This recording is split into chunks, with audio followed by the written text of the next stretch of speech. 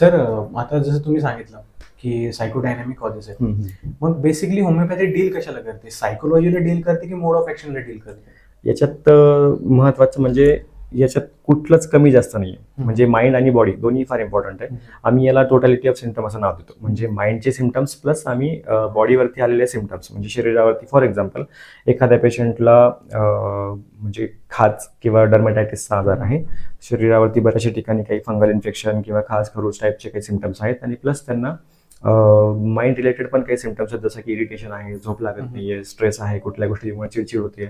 तर हे दोन्ही साईडला आम्ही कम्पेअर करतो. दोन्ही साईड्सला आम्ही एकत्र कॅल्क्युलेट करून त्या दोन्हीचं एक टोटॅलिटी ऑफ सिम्टम्स बनवतो. त्यानुसार मग मेडिसिन सिलेक्ट होतं. ओके. म्हणजे असं इम्पॉर्टंट दोन्ही सुद्धा आहे, तर माइंड सुद्धा आणि बॉडी सुद्धा. ओके.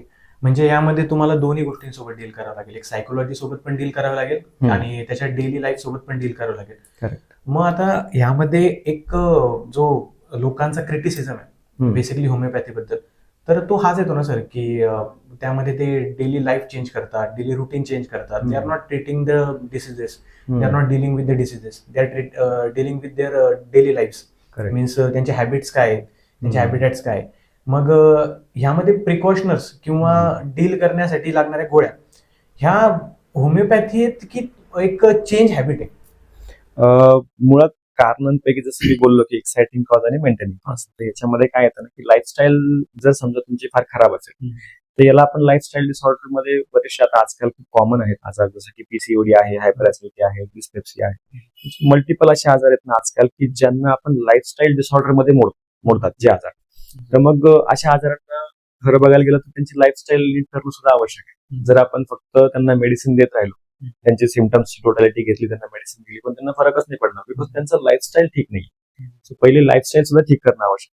सो लाईफस्टाईल जर म्हणजे तो कॉज झाला ना त्या सगळ्या मेन, समजा एखादी व्यक्ती म्हणते की मला ऍसिडिटी होते आणि तिखट खाणं बंद करत नाही, नॉनव्हेज खाणं बंद करत नाही, बाहेरचं सगळं खाणं चालूच आहे, तेलकट ऑइल, बाहेरचं जंक फूड, फास्ट फूड सगळं खाणं चालू आहे, आणि एक साईडला मेडिसिन पण चालू आहे. मेडिसिनचं काम काय आहे की त्या प्रॉब्लेमला, त्या पेशंटला त्या आजारातनं बाहेर काढणं. त्या आजारात पडायचं की नाही पडायचं हे पेशंटच्या सवयींवरती पण डिपेंड करतं. सो द कॉज, जसं मी म्हणलो, मेंटेनिंग कॉज आणि एक्साइटिंग कॉज. सो तो मेंटेनिंग कॉज झाला त्या आजाराचा. सो तो मेंटेनिंग कॉज त्यांना रिमूव्ह करणं आवश्यक आहे. असं नाही म्हणत की पूर्ण झिरोच करा, बट सम हाऊ तुम्हाला थोडंफार प्रमाणामध्ये त्या गोष्टींना कमी करावंच लागेल, सो दॅट तुमची सिस्टीम त्या ऍक्सेप्टन्स मोडमध्ये येईल की तुमची हार्मोनियस बॉडी, माइंड सगळं व्यवस्थित काम करेल.